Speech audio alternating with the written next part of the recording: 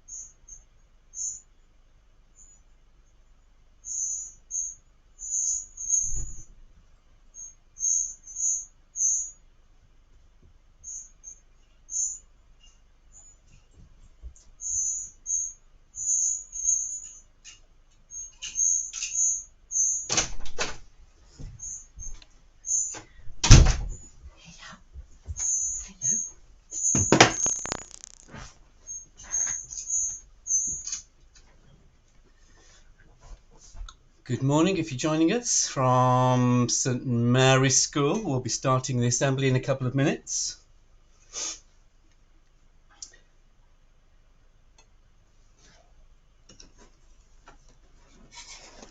I just had to dash out to get something for the assembly, a visual aid.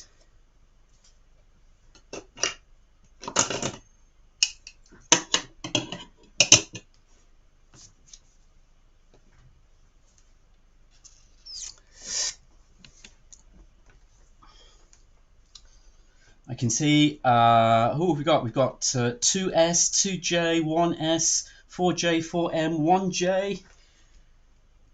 Everyone's piling in. I think we're probably there, or very nearly there. We'll be starting in 1 minute.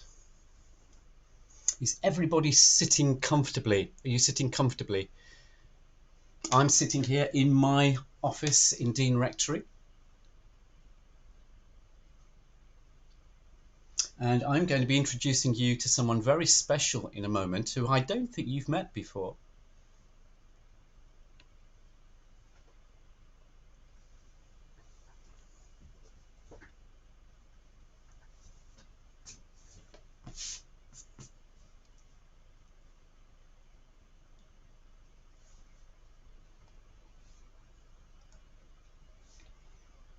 Okay, it's 9:05 by my clock.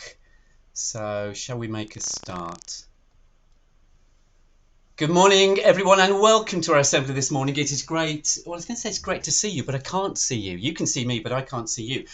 So we're live streaming this morning from my study in Dean Church, St Mary's Church Rectory, just down the road from you, into school, into St Mary's School. And it's great that we can just be together this morning. This is our church assembly.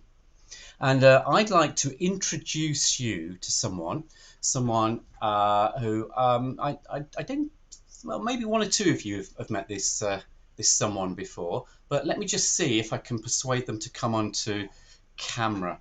They're not normally shy, but let's see.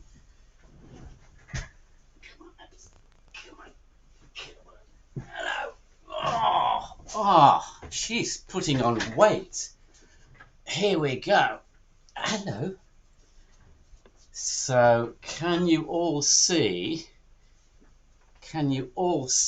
Ebba? This is Ebba, our puppy, and can you believe that she's only a few months old? She is just a few months old. She's going to be a big dog when she's an adult, and she's very fluffy, and she likes meeting people. So if you see her around, if I'm taking her for a walk around Dean, do say hello to Ebba. And Ebba is growing very rapidly. She's very heavy. But how do I know how Ebba is feeling? How do I know how she's feeling? Is she having a good day? Is she having a bad day? Is she happy? Is she sad?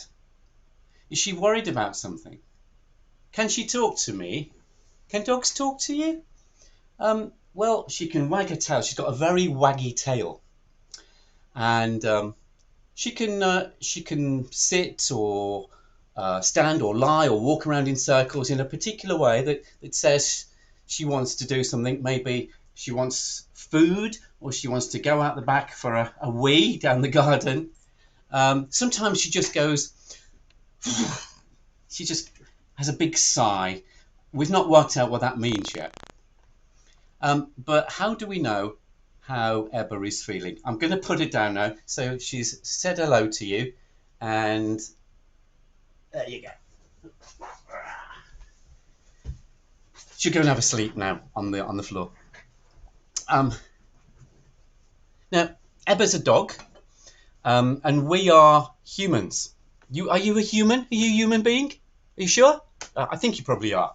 So we're human beings. How do we know if a human being, another person, is happy or sad or a bit worried about something? Or how do we know how they're feeling or what's going on in their head and in their feelings? Are they concentrating really hard? Apparently, people tell me when I'm concentrating on something really hard, I stick my tongue out.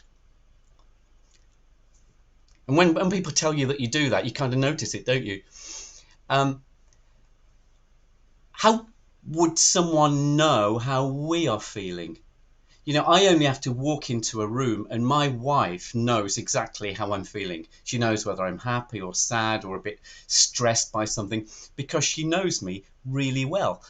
Maybe you have somebody in school or at home, somebody close to you who knows how you're feeling. They know straight away because they know you really well. But really, does anybody know exactly how we are feeling? Does anybody really understand us?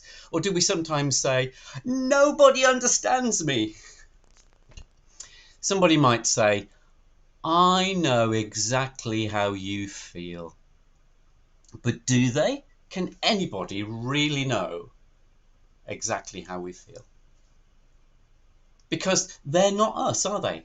They're not us. They don't know exactly how we feel. But Christians believe that there is somebody who always knows exactly how we are, knows exactly how we feel, how we're doing, what we're worried about. Somebody who always knows us from the inside out and who always loves us very much. Now, I've got a couple of items here, and these items are in bits, but I just wonder if you know, let me just make sure this is on camera. Just have a look at that. I wonder if you can tell me what that is. Anybody know what that is? Well, let me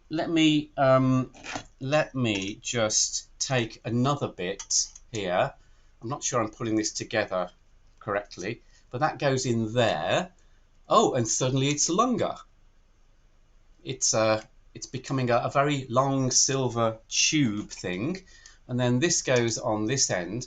Those of you who are musicians probably say, "Oh, Terry's doing that all wrong," and there you have a musical instrument. It's a flute. It's a flute that I've just made out of the various bits. I can take it apart. I can put it back together again. I can see how all the keys and everything work, and I can understand it. And if I could play it, I would even be able to make some music. I can't play the flute. Can you play the flute? I can't play the flute. But how about this one? How about this one? It's covered in sawdust. Maybe that's a bit of a clue. And there you go. Here's another bit of this thing. It's got Stanley written on it. Is that its name? Is it a person? Is it a dog called Stanley? What? So there's another bit.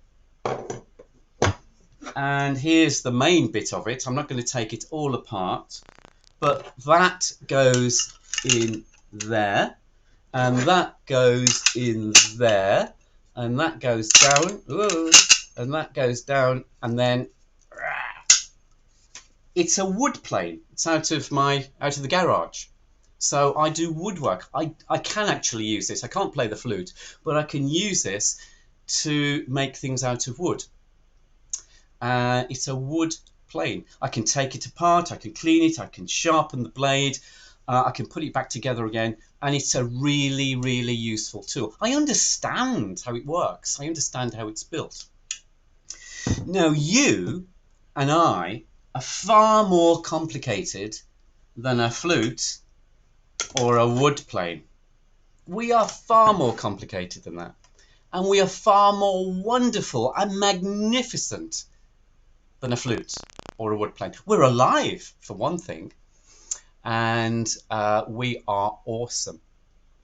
And in fact, the Bible, the Christian Bible, tells us that God has made us. Let me just read to you some words from it's a bit of the Bible called Psalm 139. And Psalm 139 says this. It says, "O Lord," so this is King David, 3,000 years ago, King David talking to God, and he says, "Lord, I'm an open book to you. Even from a distance, you know what I'm thinking. God, you know when I leave and when I get back. I'm never out of your sight. You know everything I'm going to say. Before I even start a sentence, you know what I'm going to say. I look behind and you're there. I look ahead and you're there. Your reassuring presence, coming and going. It's too much, it's too wonderful for me. I can't take it all in," King David says. "You formed me in my mother's womb. You know me inside and out. You know every bone in my body. You know exactly how I was made, bit by bit. How I was made from nothing into something. Like an open book, you watched me grow up from birth. All the stages of my life are spread out before you." That's from the Bible. Someone who believed in God and trusted God, speaking about how God created him and creates us. So God knows us. He knows us better than we know ourselves because he made us. And he's with us. Now, in a few weeks' time, it's Christmas. What do we remember, especially at Christmas, and particularly Christians, but lots of people, at Christmas time? We remember that God was born as a human being, as one of us, Jesus Christ, born in the main, he was born in that farmyard, and little baby Jesus in the manger, Joseph and Mary and all the animals. But he was God who'd come to earth as a human baby, and he grew up and he taught us about God. And he experienced all the kinds of emotions and feelings that we feel. And he got tired and hungry, and he celebrated and he rejoiced, and he had friends and he had all kinds of experiences. He got sad and he felt pain, and sometimes he felt lonely. Sometimes he felt very lonely. God understands us. He really, really understands us. He empathizes with us. He understands us better than we know ourselves. And he loves us very, very much. And the main reason Jesus came, and we'll be thinking more about this over the next few weeks, and in a fortnight's time, I think Josh is going to be doing the assembly about Advent as we come up to Christmas. But God understands us, and he loves us. And the main reason he came was so that we could be friends with him again. I'm going to lead us in a prayer. If you want to say Amen at the end of the prayer, that makes it your prayer as well. And then I'll say the Lord's Prayer if you want to join in with me. You don't have to join in with all the words of the Lord's Prayer. Just join in with Amen at the end if you want to. It's entirely up to you. Dear God, thank you that you made us and you understand us. You get where we're coming from, and you want the very best for us. You want us to live your way. You want us to live according to your word. And Lord, please help us to do that. Father, I pray for everybody in this assembly now, children and any adults in the room, for your blessing and your protection and your peace. I pray for anybody who's feeling a bit lonely this morning. I pray for anybody who's worried. I pray for anybody who's feeling that nobody understands them. Lord, please be very close to that person. And the Lord's Prayer. Our Father in heaven, hallowed be your name. Your kingdom come. Your will be done, on earth as in heaven. Give us today our daily bread. Forgive us our sins, as we forgive those who sin against us. Lead us not into temptation, but deliver us from evil.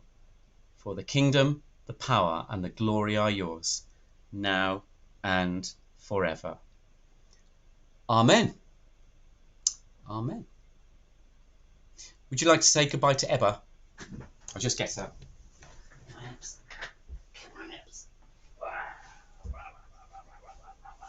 Oh, she'd just fallen asleep, and then I've had to wake her up. Say goodbye to everyone in school. Bye. She will do a high five and a shaking of paws when she's feeling that she wants to. Bye, everyone. I'll see you soon. Have a good week.